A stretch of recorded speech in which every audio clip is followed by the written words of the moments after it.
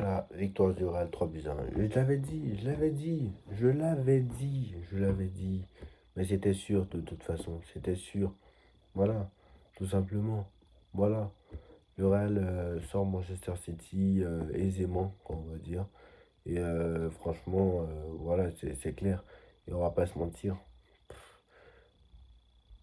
Mais étant donné que sur Liverpool, ces derniers matchs, ça n'a pas été trop ça.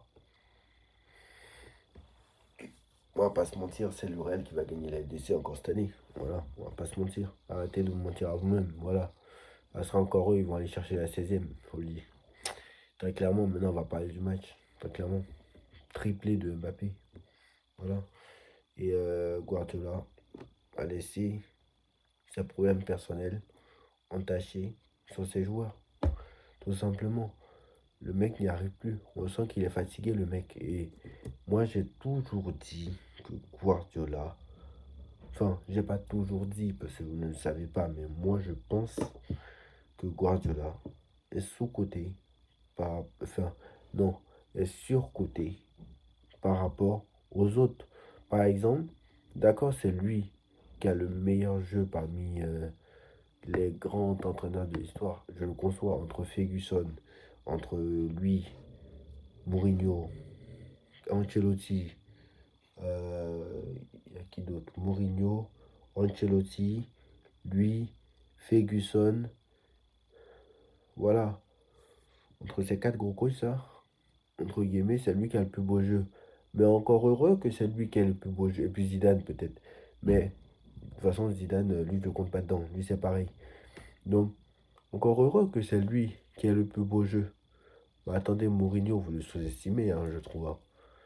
Parce que, vu les joueurs qu'il a à sa disposition, à chaque fois que, à chaque équipe qu'il a, avec chaque équipe qu'il a, vu les joueurs qu'il a à sa disposition, encore heureux qu'il a le plus beau jeu. Très clairement. Encore heureux. Et là, on voit qu'il est incapable de se renouveler. Il est incapable de. Il sait plus quoi faire en fait. Il sait plus quoi faire. Cet hiver, il a acheté trois joueurs. Les trois joueurs ont été catastrophiques ce soir. Voilà. Marmouche en numéro 9, je ne sais pas pourquoi. Kouranov, il a pris l'eau aujourd'hui. Kouzanov, il a pris l'eau aujourd'hui. Et t'as un autre là qui a marqué Nico Gonzalez. C'est un Marco, ils l'ont acheté. C'est un Marco, ils l'ont acheté. Tout ça parce que Rodri est blessé. Mais le mec, quand il n'a pas de grands joueurs sur le terrain, le mec, il fout rien. Voilà. Depuis que Rodri est blessé, il avance plus, le mec. Enfin, depuis que Rodri a eu son ballon d'or, il avance plus. Parce que, en somme, bon, il gagnait des matchs sans Rodri. Parce que, à l'émission du ballon d'or, enfin, à l'émission du Ballon d'Or, Rodri était déjà blessé, hein. Je sais qu'il était déjà blessé. Mais City avançait. Mais c'est depuis que Rodri a eu son Ballon d'Or qu'ils ont arrêté d'avancer. Et là, ils sont devenus catastrophiques du jour au lendemain.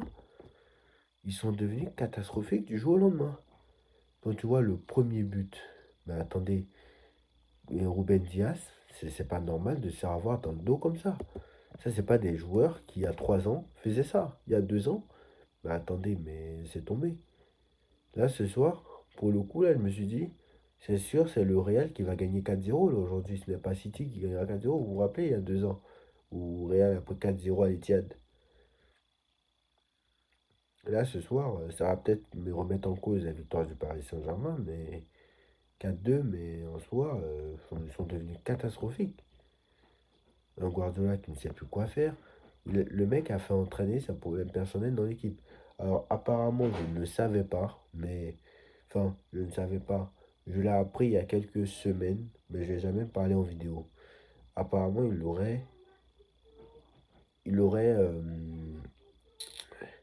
serait en divorce avec sa femme depuis quelques mois, et c'est pour ça que City n'avance plus.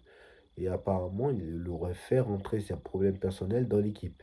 Parce que là, honnêtement, depuis quelques mois, c'est catastrophique. Et il n'y a qu'un joueur qui est blessé. Parce que tout le reste, ils sont là quand même. D'accord, Rodri, c'est le meilleur milieu de terrain de Première Ligue, l'un des meilleurs milieux au monde. Il y a pas de souci. Il n'y a pas de souci. Mais de là à ne plus avancer du tout, Parce que tu as un joueur qui est blessé, c'est quand même assez catastrophique. Et moi, je comprends pas l'attitude de City ce soir. Parce que ce soir, t'as rien à perdre. T'avais rien à perdre. Je comprends pas, ils n'ont même pas essayé de faire quelque chose. Franchement, j'ai trouvé City très faible. Ce soir, on dirait que le Real a battu le Real Valladolid. Enfin, je suis désolé, hein, mais c'est la vérité en fait. C'est la vérité. Vu comment ils ont gagné facilement. Je dis pas que le Real est nul, attention, je ne sous-estime pas la performance du Real, mais je dis juste que City était totalement catastrophique. Le Real était exceptionnel, mais City était totalement catastrophique. Attendez, vous avez vu le deuxième but? La passe de Rodrigo, il fait un contrôle, mais alors Kouranov, il a pris l'eau. Le Kouranov, c'était pas Kouranov, je crois que c'était Vardiol. Le Vardiol, il a pris l'eau. Enfin, il s'est pris un. Le mec, il repasse, il passe comme ça. Genre, les mecs sur TikTok, le montage sur TikTok sur ça, contrôle fait 12 feinte, accident, mais il a pris ça. Le mec, il a fini à l'hôpital. Le mec, il n'a pas digéré. Il n'a pas digéré. Là, le mec, il va aller porter plainte, hein, je vous le dis. Hein.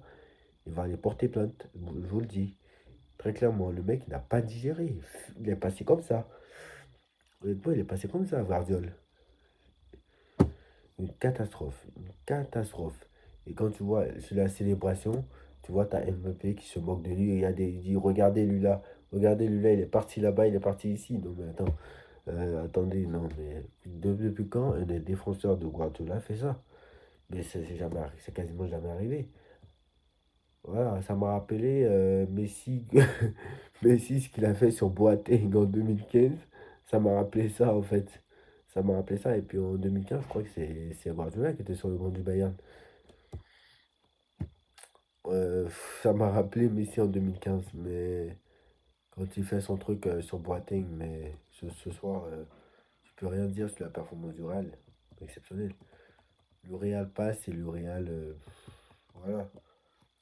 Le Real affrontera soit le Bayer Leverkusen, soit l'Atlético Madrid. Mais honnêtement, les deux, ils vont forcément passer. L'Atlético, ils auront peut-être un peu plus de mal parce que l'Atlético, vous savez, ça met un peu le bus et ça joue un peu en derrière. Attendez, le troisième but aussi, il est exceptionnel. Le troisième but, laissez tomber. Hein. Même Foden, il n'a pas digéré. Le mec. Foden, il s'en est parmi de la finale de l'Euro. Hein. Moi, je vous le dis. Hein. Foden ne s'en est parmi. Très clairement. Mais le Real affrontera soit Leverkusen, soit l'Atlético Madrid. Franchement, à choisir, pour eux, je pense que tout le monde, les supporters du Real vont dire le Bayer Leverkusen. Parce qu'honnêtement, l'Atlético Madrid, ils savent très bien que c'est très énervant à voir jouer et qu'ils vont mettre certainement le bus. Et c'est très énervant. Très clairement, avoir joué le Real Atlético, c'est quand même assez ennuyant que le Bayer Leverkusen, c'est quand même assez ouvert et on pourrait avoir un très très très très bon match. Xabi Alonso, qui était à un moment pisté par le Real, je pense qu'on pourra avoir un très très très bon match hein. Avec Xabi Alonso, ancien joueur du Real qui est sur le banc du Bayern. Je pense qu'on pourra avoir un très très très grand match. Je le pense très clairement. Et s'il y a Bayer Leverkusen Real Madrid, donc ça veut dire que le Bayern va affronter l'Atlético Madrid. Et je préfère largement ça plutôt que ce soit un Bayer Leverkusen et un Real Atlético. J'espère que l'UEFA m'écoute à l'heure actuelle et qu'ils vont faire ça. Parce que honnêtement, ça donne pas envie de regarder quand tu vois un Real Bayer Leverkusen. Enfin, quand tu vois un Real Atlético plutôt qu'un Real Bayer. Franchement, ça joue au foot. Donc voilà, très clairement. Donc on vous récapitule. Donc victoire 3-0 du Real Madrid. Le Real affrontera soit le Bayer Leverkusen, soit l'Atlético Madrid. Le Paris Saint-Germain donc s'est qualifié affrontera soit le Barça, soit Liverpool. Dortmund affronta soit Aston Villa, soit Lille. Voilà. Et Bruges affrontera soit Aston Villa, soit Lille, du coup. Donc si Dortmund a pris Aston Villa, c'est que Bruges prendra Lille. Voilà. Et inversement. Donc voilà. Lille pourra avoir un tirage facile, hein, très clairement. C'est abordable. Même Dortmund, c'est abordable pour eux. Et Arsenal jouera soit le PSV, soit Feyenoord. Donc quoi qu'il en soit, Arsenal jouera contre un club néerlandais et l'Inter jouera aussi contre un club néerlandais. Donc voilà. Donc soit c'est Inter PSG, soit c'est Inter Feyenoord, soit c'est Arsenal Feyenoord, soit c'est Arsenal PSG, voilà. Bref, vous avez compris. Donc on récapitule. Le Barça qui a été... Enfin le Paris Saint-Germain affrontera soit le Barça, soit Liverpool. Le Real Madrid affrontera soit le Bayer Leverkusen, soit l'Atlético Madrid. Le Bayern de Munich affrontera soit le Bayer Leverkusen, soit l'Atlético Madrid. Le Benfica affrontera soit le Barça, soit Liverpool. Bruges, enfin, Aston Villa affrontera, enfin, du coup, je vais prendre ça dans l'autre sens, hein, du coup. Le Bayern, Dortmund affrontera soit Lille, soit Aston Villa. Bruges affrontera soit Lille, soit Aston Villa, du coup. Et l'Inter, enfin, non, du coup, le PSV affrontera soit l'Inter, soit Arsenal, ou Feyenoord affrontera soit l'Inter, soit Arsenal.